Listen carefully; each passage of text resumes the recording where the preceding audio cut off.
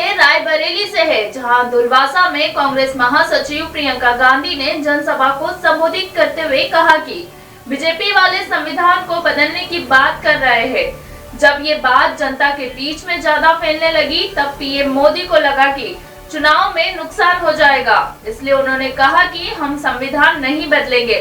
लेकिन सच्चाई ये है कि इन्होंने बहुत ऐसे काम किए हैं जिससे जनता कमजोर हुई है, इसलिए आपको अपने भविष्य के लिए वोट डालना चाहिए।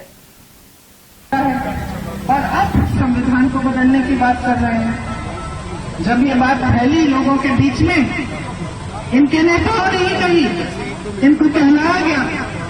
जब ज्यादा फैलने लगे और मोदी जी को लगा कि नुकसान हो जाएगा चुनाव में, तो वो कहने लगे कि हम संविधान बदलेंगे नहीं। लेकिन सच्चाई क्या है कि इन्होंने इसी तरह से बहुत ऐसी चीजें की हैं जिससे जनता को कमजोर किया है।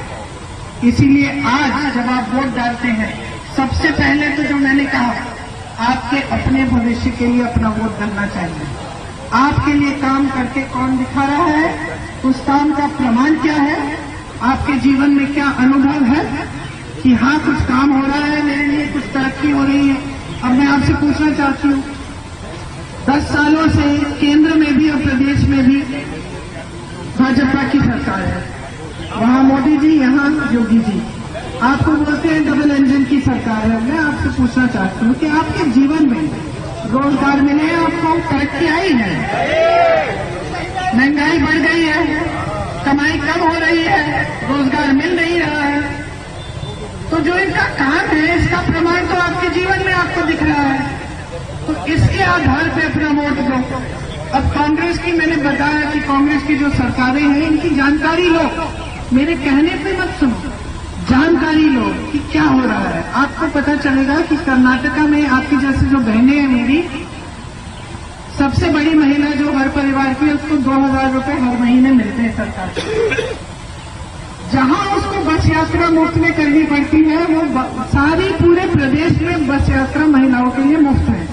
आज महिलाएं जितनी तीर्थ यात्रा के लिए जा रही हैं पूरे प्रदेश में, बस लेके अपने मायके में जा रही हैं, मिलने के लिए रिश्तेदारों से, सब बस्ती जिले के कप्तानगंज थाना क्षेत्र में मनबोड़ो के आगे नतमस्तक होते पुलिस दिखाई दे रही है। उप जिला अधिकारी के स्थगन आदेश को पुलिस दरकिनार कर रही है। दरअसल अवस्थीपुर गांव में पुलिस की मिलीभगत से एक पीड़ित बबलू की जमीन पर जबरदस्ती अवैध निर्माण कराया जा रहा है। और हैरत की बात यह है कि उप निरीक्षक को इस मामले की कोई जानकारी भी नहीं है। और जब इस अवैध निर्माण को रोकने के लिए पीड़ित बबलू कप्तानगंज थाने का चक्कर लगाकर थक हार गया, तो उसने 112 डायल पर कॉल किया, जिसके बाद डायल 112 पुलिस मौके पर पहुंची और दोनों पक्षों को उठाकर थाने ले गई। लेकिन उसके बाद भी दबंगों की ओर से निर्माण कार्य जारी है।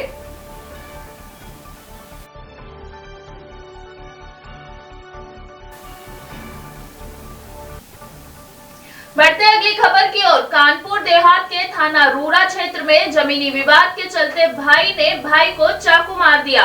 घायल को सीएचसी अस्पताल पहुंचाया गया, जहां डॉक्टरों ने घायल को मृत घोषित कर दिया। गांव जिनई गेड़वा में मौत की जानकारी मिलते ही हड़कंप मच गया। वहीं घटना के बाद जानकारी मिलते ही पुलिस अस्पताल पहुंची और मामला दर्ज कर शव को पोस्टमार्टम के लिए जिला अस्पताल भेज दिया। फिलहाल पुलिस मामले में आगे की कार्रवाई कर रही है। देखिए, ग्राम जिनई गढ़ेवा में अभी एक विवाद की सूचना प्राप्त हुई थी। मौके पर तत्काल पहुंचकर जब जानकारी की गई तो ये तथ्य प्रकाश में आया है कि रमाशंकर जी को उन्हीं के बड़े भाई उमाशंकर द्वारा मार दिया गया है, जिससे कि उनकी सीएचसी अस्पताल में मृत्यु हो गई है। घटनास्थल पर फील्ड यूनिट को बुला लिया गया है, आवश्यक विधिक कार्रवाई की जा रही है।